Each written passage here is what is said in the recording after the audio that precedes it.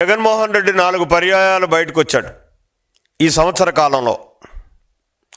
పొదలిలో జరిగినటువంటి కార్యక్రమం, అరాచక శక్తుల యొక్క అరాచకం ఏ రకంగా జరిగిందో అక్కడ మనం చూసాం. కేవలం సంవత్సరం క్రితం ఎన్నికల ముందు బెట్టింగ్తో 30 కోట్ల రూపాయలు నష్టపోయినటువంటి నాగమల్లేశ్వరరావు అనేటటువంటి వ్యక్తి ఇవాళ జ్ఞాపకం వచ్చాడు. సంవత్సరం పోయిన తర్వాత జ్ఞాపకం వచ్చి అతన్ని పరామర్శించడానికి వెళ్ళినటువంటి సందర్భంలో సృష్టించినటువంటి ఆ కుటుంబాన్ని పరామర్శించడానికి, అలాగే అతని విగ్రహం అంటే ఏదో మహనీయులు విగ్రహాలు పెట్టుకుంటాం, కానీ మరి ఒక బెట్టింగ్లో ప్రాణాలు కోల్పోయినటువంటి ఒక అరాచక విధానంతో నడిచేటటువంటి వ్యక్తి యొక్క విగ్రహాన్ని జగన్మోహన్ రెడ్డి ప్రారంభించడానికి వెళ్ళడమే ఒక శోచనీయం. అయినప్పటికీ అక్కడ జరిగినటువంటి కార్యక్రమం అరాచక శక్తుల యొక్క ప్రేరణతోటి 3 వ్యక్తుల ప్రాణాలని అమానుషంగా కోల్పోయినటువంటి పరిస్థితి. డైరెక్ట్గా తన వాహనం కిందే ఒక వ్యక్తి పడి మరణిస్తే దారుణంగా పక్కకు లాగేసి వెళ్ళిపోయినటువంటి పరిస్థితి. తనకు తెలియలేదంటాడు. ఉన్నది ఎక్కడ కూర్చుంటాడండి? కారులోనే కదా ఉంటాడు. మరి ఆ ఉన్నటువంటి వ్యక్తికి రాయి ఎక్కితేనే ఏదో ఎక్కింది అని చెప్పేసి మనం గ్రహించేటటువంటి పరిస్థితి ఉంటుంది. ఒక పక్క నుంచి కార్యకర్తలు గోల పెడుతున్నారు, మనిషి చనిపోతాం, మనిషి మీద కారు ఎక్కేసిందని చెప్పేసి దారుణంగా దౌర్జన్యంగా ఎక్కడా కూడా నిర్దాక్షిణ్యంగా కారుని ఆపకుండా వెళ్ళిపోయి తను కార్యక్రమం చేసుకుని వచ్చినటువంటి పరిస్థితి. ఇక్కడ ఈ సింగయ్య అనేటటువంటి వ్యక్తి మరి వైఎస్ఆర్ కాంగ్రెస్ పార్టీ కార్యకర్త. తన కార్యకర్త అక్కడికి వచ్చిన వాళ్ళు వైఎస్ఆర్ కాంగ్రెస్ పార్టీ కార్యకర్తలే ఉంటారు. అటువంటిది తన కార్యకర్త కారు కింద పడి చనిపోతే దిగి ఎలా ఉందో చూసి హాస్పిటల్కి పంపించుంటే అతను బతికుండేవాడు. ఇంకొక 2 ప్రాణాలు కాపాడే పరిస్థితి ఉండను. ఎంత అమానుషం అంటే అతనికి మరి రూల్ తెలియదా, పరిస్థితులు అర్థం కావా? నాకైతే నేనే ముందు అనేటటువంటి విధానంతో వెళ్ళేటటువంటి స్వభావం కలిగేటటువంటి జగన్మోహన్ రెడ్డి ఒక హార్ట్ అటాక్ వచ్చినటువంటి పేషెంట్ని అంబులెన్స్లో తీసుకెళ్తుంటే అంబులెన్స్ను కూడా గుర్తించకుండా, దారి ఇవ్వకుండా అమానుషంగా ఈ అరాచక శక్తులు వ్యవహరించినటువంటి తీరులో ఒక అమాయక ప్రాణి, చాలా చిన్న వయసు పాపం, అతను చనిపోయినటువంటి పరిస్థితి. మరి ఇటువంటి పరిస్థితుల్లో తిరిగి అతను చెప్తాడు ఇవాళ, అబ్బాయి నేను 10 లక్షల రూపాయలు ఇచ్చేశాను, నాకు తెలియలేదు అంటే అతను చనిపోయాడని తెలియలేదా? కారు ఎక్కలేదని తెలియలేదా? నీ వెహికల్ కింద పడ్డాడని ఒప్పుకుంటున్నావు, 10 లక్షల రూపాయలు నువ్వు కాంపెన్సేషన్ ఇచ్చేస్తే సరిపోయిందా?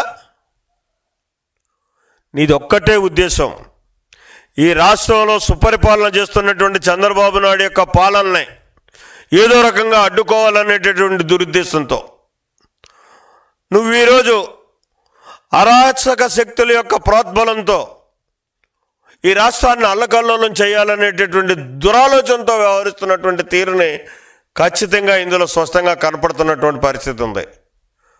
అందుకోసమే ఈవేళ నేను ఒకటే కోరుతున్నా, వివిధ కేసుల్లో జగన్మోహన్ రెడ్డి ఏదైతే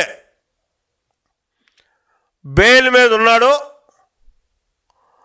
ఇటువంటి కార్యక్రమాలు భవిష్యత్తులో జరగకుండా ఈ రాష్ట్రం ప్రశాంత వాతావరణంలో ఉండాలనుకుంటే అరాచక శక్తులను ప్రోత్సహించేటటువంటి ఈ అరాచక వ్యక్తిని ఖచ్చితంగా బెయిల్ రద్దు చేయాల్సినటువంటి అవసరం ఉంది. దాన్ని ఇవాళ కోర్టు సుమోటోగా తీసుకుని వ్యవహారాన్నింటినీ కూడా పరిశీలన చేసి అతను జగన్మోహన్ రెడ్డి బెయిల్ మాత్రం రద్దు చేయాలని చెప్పేసి డిమాండ్ చేస్తున్నాను. అంతేకాకుండా ప్రజాస్వామ్యవాదులు, ఈవేళ గలవెత్తవలసినటువంటి అవసరం ఉంది, బాధ్యత తీసుకోవాల్సినటువంటి అవసరం ఉంది.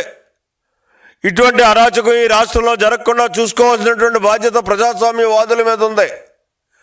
మరి ప్రజాస్వామ్యవాదులారా, మిమ్మల్ని ఒక్కటే కోరుతున్నాను నేను, మీరు కూడా బాధ్యత తీసుకొని జగన్మోహన్ రెడ్డి యొక్క బెయిల్ను రద్దు చేయడానికి మీ ఎంతో బాధ్యతను మీరు వ్యవహరించండి అని చెప్పేసి మరి కోరుకుంటూ, ముఖ్యంగా ఇవాళ జగన్మోహన్ రెడ్డి ఒక సమర్థవంతమైనటువంటి పాలనతో మా నాయకుడు చంద్రబాబు నాయుడు గారు కూటమి ప్రభుత్వాన్ని నడిపించుకుంటూ ముందుకెళ్తున్నాడు. నువ్వు ఎన్ని కుయ్యెత్తలేసినా, ఎన్ని అరాచకాలు సృష్టించినా నీకు మళ్ళీ పుట్టగతులు ఉండవు. ఇంకా అధపతాళానికి వెళ్ళిపోయేటటువంటి పరిస్థితి ఉంటుంది.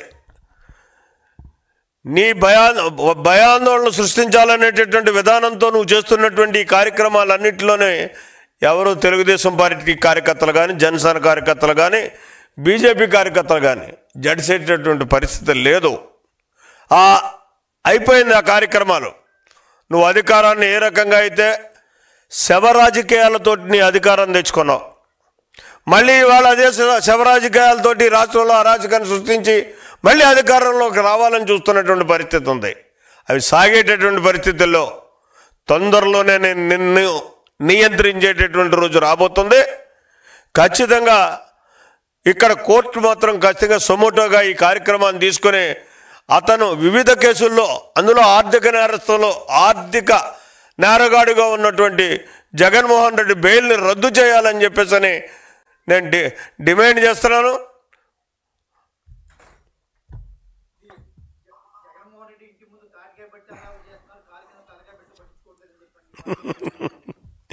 ఇప్పుడు జగన్మోహన్ రెడ్డి ఇంటికాడ తాటికాయ ఎవరో వెళుతూ తాటికాయ పడితే పెద్ద అడావుడు, ఏదో తలకాయ తీసినంత అడావుడు చేసేస్తున్నారు.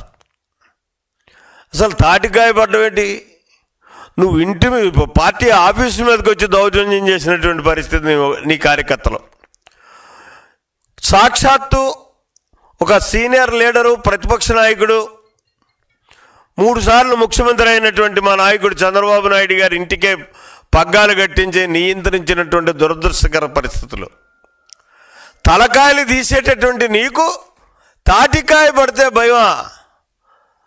అంటే నీ క్యారెక్టర్ ఏంటో పూర్తిగా అర్థమవుతుంది. నీ చుట్టూ ఎప్పుడు 10 మంది కాపలాదారులు ఉంటేనే కానీ బయటకు రాలేనటువంటి పరిస్థితి. తాటికాయని చూసే తెలుక్కుబడేటటువంటి నువ్వు రేపు ప్రజల యొక్క ప్రజా వ్యతిరేక విధానాన్ని చూసి ఏ రకంగా తట్టుకోగలుగుతావో ఒకసారి ఆలోచించు.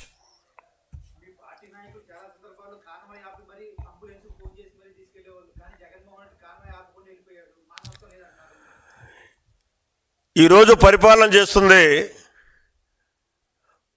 ప్రజాస్వామ్యాన్ని విలువలిచ్చేటటువంటి ప్రభుత్వం పరిపాలన చేస్తుంది.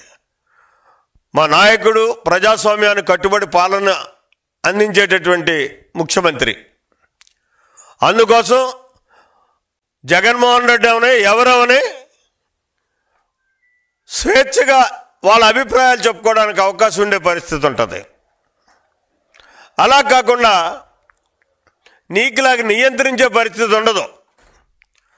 నువ్వు పవన్ కళ్యాణ్ గారిని కదలని లేదు, చంద్రబాబు నాయుడు గారిని కదలని లేదు, నాలాంటి నాయకుల్ని కూడా అవసరస్తులు చేసినటువంటి పరిస్థితి.